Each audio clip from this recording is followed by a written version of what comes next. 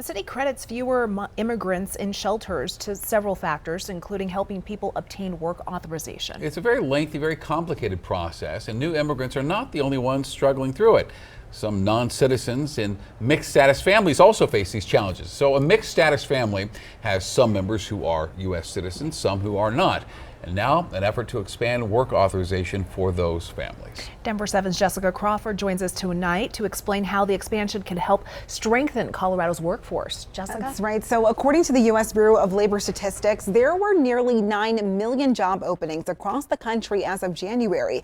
Some people are hoping that those jobs can be filled by giving non-citizens and mixed status families more pathways to employment. But that's not the only change they're asking for. President Biden, stop the screws from being turned against us further. Tired of the possibility of being torn apart. We came this morning to ask Senator Bennet to bring our petition for redress to President Biden. The families you see here gathered outside of Senator Michael Bennet's office Wednesday in support of a letter to the president requesting protections for families blended with U.S. citizens and non-citizens. In some circumstances, these families can be torn apart by deportation.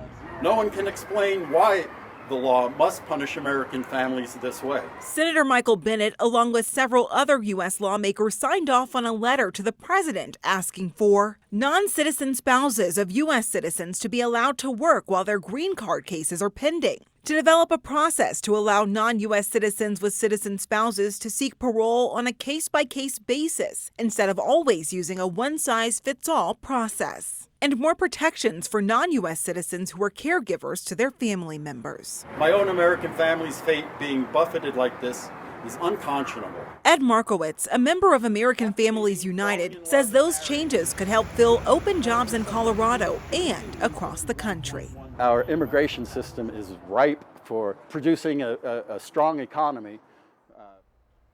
The letter Senator Bennet signed off on also addresses DACA recipients or Dreamers. Those are certain immigrants who were brought to the country as children and are required to do applications every few years to remain in the U.S. Dreamers deal with a lot of anxiety because they don't have a pathway to citizenship through DACA. Well, the letter urges the president to help them gain a more secure status and to get timely appointments to do so. Reporting in the studio, I'm Jessica Crawford, Denver 7.